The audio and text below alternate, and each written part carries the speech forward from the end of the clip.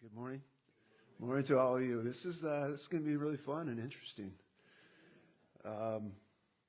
What's it like to not have any questions?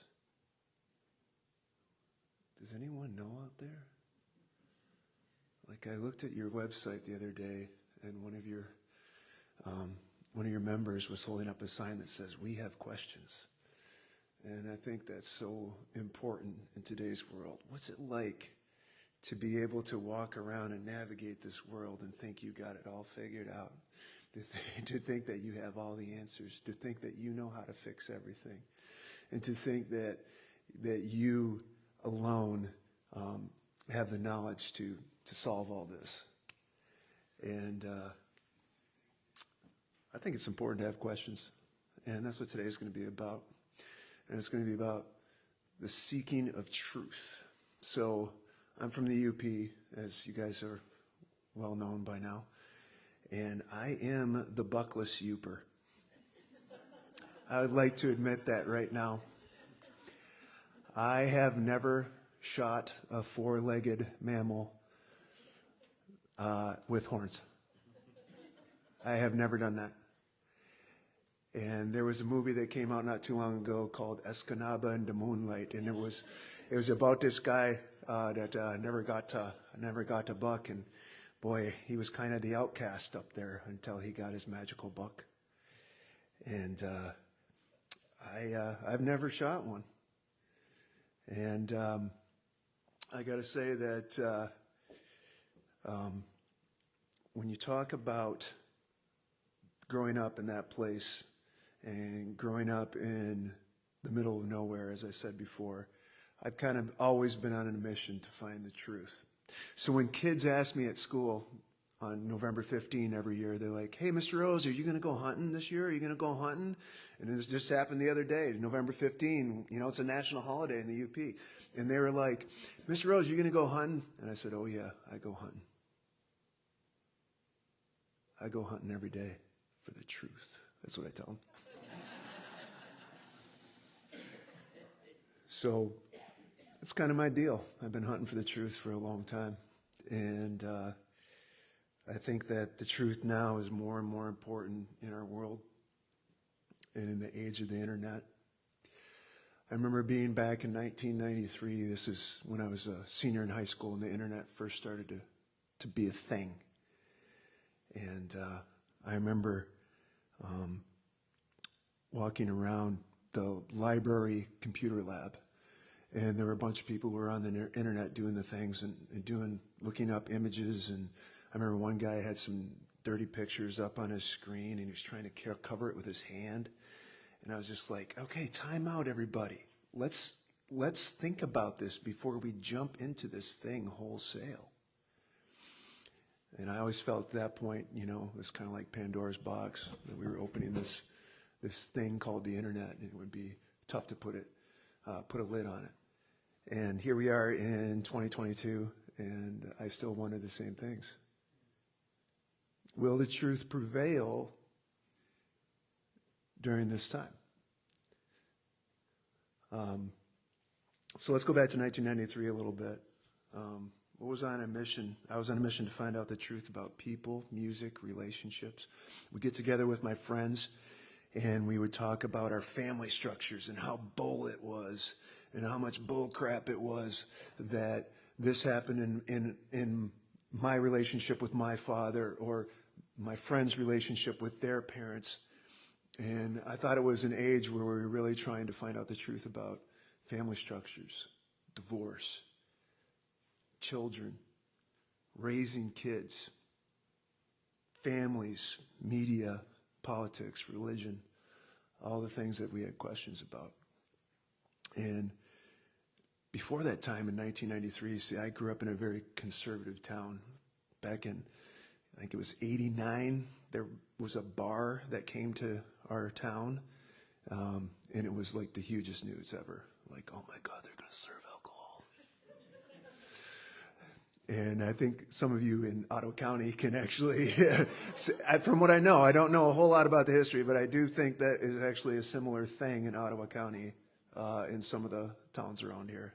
Okay, I'm judging that I'm correct right now. So I remember, I was surrounded by friends who were highly conservative from fundamental families. And we'd have sleepovers, and yeah, we'd play Nintendo and we'd play Atari and stuff like that and video games, but also late at night, somebody would get out a Bible and start reading from Revelation. And I would say things like, yeah, that's weird. Or I'd say things like, yeah, geez, I wonder if that will happen. And so, even since my formative years, I can say that I've been seeking the truth. So this is from Henry David Thoreau from Walden. Many of you guys probably have read from Economy before, or read from Why I Moved to the Woods, from those sections. This is from the conclusion. And it says, rather than love, than money, than fame, give me truth.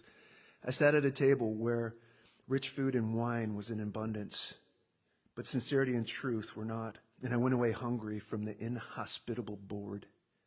The hospitality was as cold as the ices. I thought that there was no need of ice to freeze them. They talked to me of the age of the wine and the fame of the vintage, but I thought of an older, a newer, and purer wine, of a more glorious vintage, which they had not got and could not buy. The style of the house and grounds and entertainment passed for nothing with me. And I called on the king, but he made me wait in his hall and conducted like a man incapacitated for hospitality. There was a man in my neighborhood who lived in a hollow tree. His manners were truly regal. I should have done better had I called on him. So, right around the time that the internet came to be, there was this popular sitcom called Spin City. Anybody remember that? Yeah. And then I thought at that time, I was like, wow. So we've got this thing called the internet, and we've got Spin City. I think things are kind of turning into Spin World. So I always thought about that. And I remember I still have to write a song called Spin World. Okay, nobody steal that, please. Don't steal that. Okay, that was my idea. Yeah. So what the internet does is allows people to really brand themselves. And yes, it's become an important medium for buying things. I'm sure many of us buy products that we need every day on the internet. But it's not just about products. It's about you and your image and how you brand yourself. You are kind of selling yourself online. Okay? Have you seen someone humble brag? Have you guys heard of that term yet, where you try to stay humble, but you're bragging about some sort of attribute that you have? Maybe you're trying to show that you're an expert in most things. So whenever anything sort of controversial comes up, you immediately have something to say about it. And you are, basically promoting yourself as some sort of expert. Maybe you're presenting yourself as a family person or a hard worker or a parent that really, really cares. Maybe you're branding yourself as the life of the party. But it is about branding. And so when you look and you are a person like me who has sought the truth and looked for the truth, you want to make sure that the internet is used for that. And so I do have questions. And I've always had questions. And I don't think that I have some sort of monopoly or lock on the truth. But part of my growth has been dissociating myself from dogma. From growing up in that conservative place. And I did grow up Catholic, by the way, just full disclosure. And now, when we were talking about in group discussion before, we're like, you take all this information that we get from all angles. We live in an age of information. You have to be able to sift through all of the things that come at you. You have to sift through your emails. You have to sift through what emails you're going to open and which ones you don't even touch. Like, I just look at the sender and I'm like, okay, yep, delete, delete, delete, delete. And I'm sure you guys do the same thing now. It's a glut. It's a flood of information. And you have to have that colander, and you have to have that sifter, and it has to sift through all of that information. And that actually ends up here sometime. So now with the branding, you can frame the truth on the internet. You can frame the truth. You can brand the truth. You can present a truth. There's no gatekeepers anymore to journalism. There's no more gatekeepers to music, honestly. So I kind of feel, and maybe some of you feel too, that reality and fiction are crossing. And so I look at today's age of truth and I'm like, why is the truth so hard? And why are questions so hard? And it's because it's exhausting. You know? Because there are so many people who want to brand themselves and propagate their own information and propagate what they think is their world. And they're relentless. You know, when I first came out, when the internet first came out, I was like, I don't want to spend all my time on the internet. I don't want to sit down at a computer all day. You're not living. You're detached from humanity. You're detached from nature. You're detached from the actual world as it exists, the world that provides for us and provides food and water and all the things that we need as human beings. So I feel like I'm nowhere near as brave as people who are sure as everything. In this time, I don't feel brave. I feel like I should chime in more on some of the controversial issues. But that exhaustion does get me sometimes. And I'm sure some people out there definitely feel that way as well.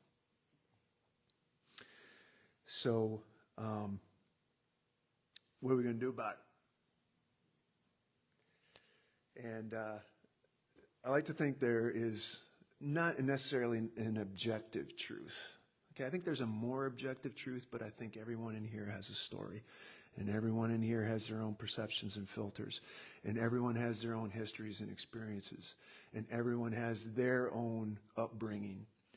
And yeah, we can say that the truth is different for most people. Our instinct, our preconceptions, our emotions, and our memories all affect that. But I think there is a fairly objective truth out there. Okay? The fact that our world has been evolving for 4.6 billion years.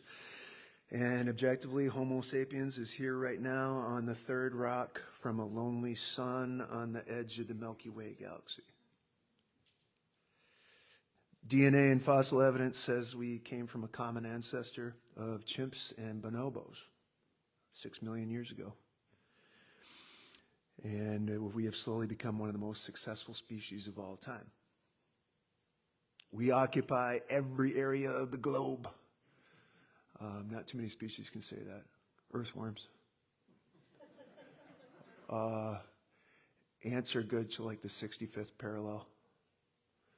And we can go beyond the 65th parallel. So ants and earthworms. Bacteria. We've always lived in the age of bacteria. Bacteria will always be here. So there are some species that are more successful than us. But why have we become so successful? And we're going to get into E.O. Wilson right now. E.O. Wilson is my absolute hero. He was a professor at Harvard, entomologist, so he studied insects for years and years. And he became the father of what we call social biology.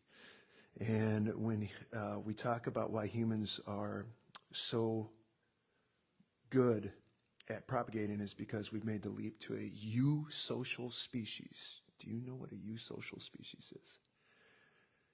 It's one that acts on the hive mind. To have a eusocial species, animals must live in multi-generational communities. They must practice division of labor. They must behave altruistically. They must be ready to sacrifice at least some of their personal interests. They must defend the nest. And so there are about 20 eusocial species on the planet, and humans are one of them. There's one other mammal, and it's called the naked mole rat. And if you guys have ever seen a colony of naked mole rats, it's amazing. They have a colony in the museum in Lincoln, Nebraska, where I like to go. And if you just watch them, you can just see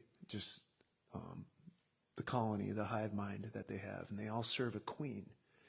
And if the queen is able to survive, then the whole group is able to survive. And then their genes get passed down. And that's how what we call group selection works.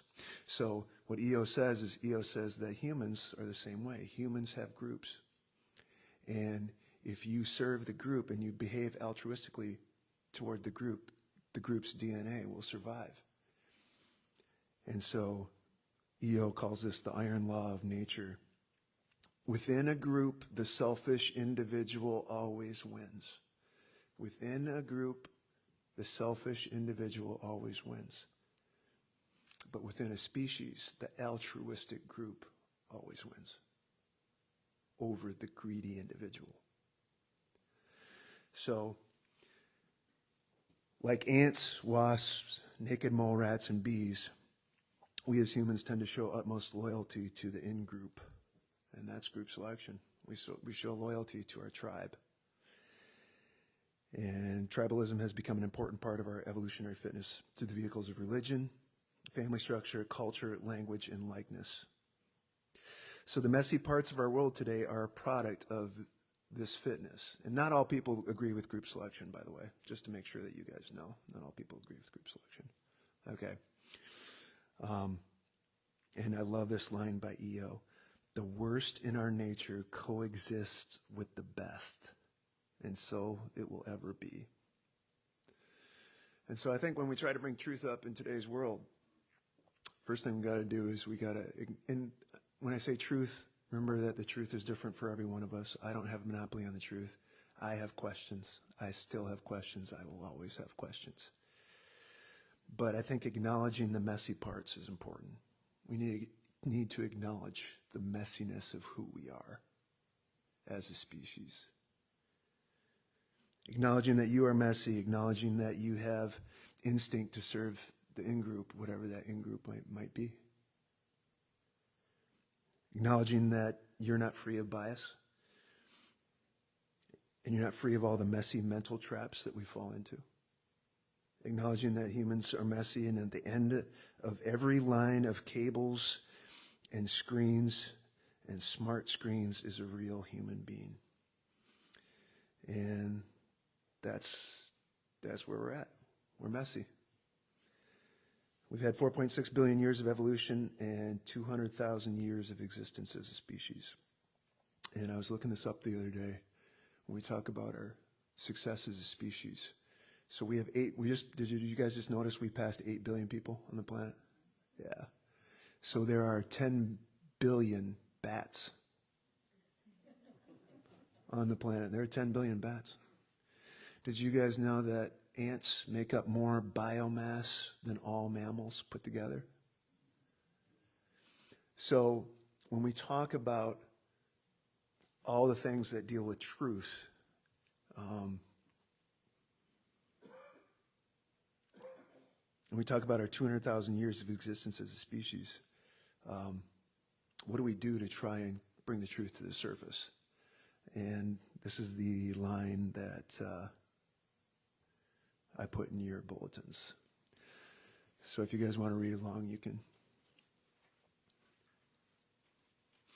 All right, and this is from Ernest Hemingway, A Movable Feast. And A Movable Feast is about writing and how he wrote. And if you guys are familiar with Hemingway, he would often write standing up. And he would just go to his table in his house in Cuba. And that's where he did a lot of his writing. And Movable Feast was all about his writing process. So how do we bring a more objective truth to the surface? How do we keep our truth alive in today's world?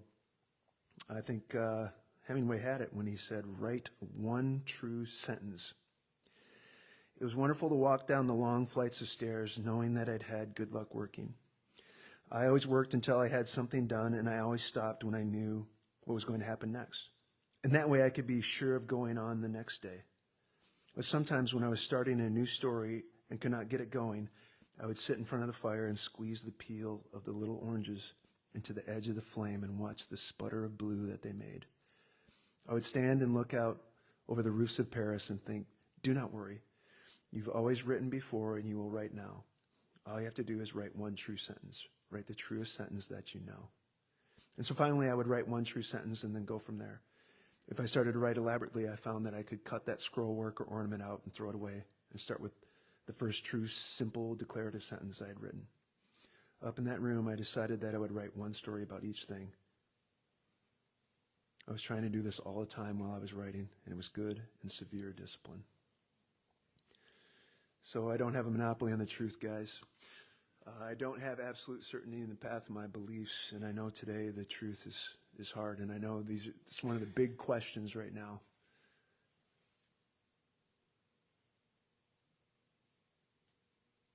I think that admitting that the world is messy and that humans are messy, I think that's a sign of open-mindedness. And I hope that I'm able to break free from the dogma that I had fostered onto me when I was a youngster, that it was taught by my upbringing and my teachers and other authority figures. I hope that I'm able to adapt my views when new evidence comes to light. And so what I'm going to do in today's world is I'm just going to keep writing one true sentence in my music, in Facebook posts, in emails with people. Just try and write one true sentence and then be able to pick up from wherever you were at the next day. And just keep marching and keep having questions.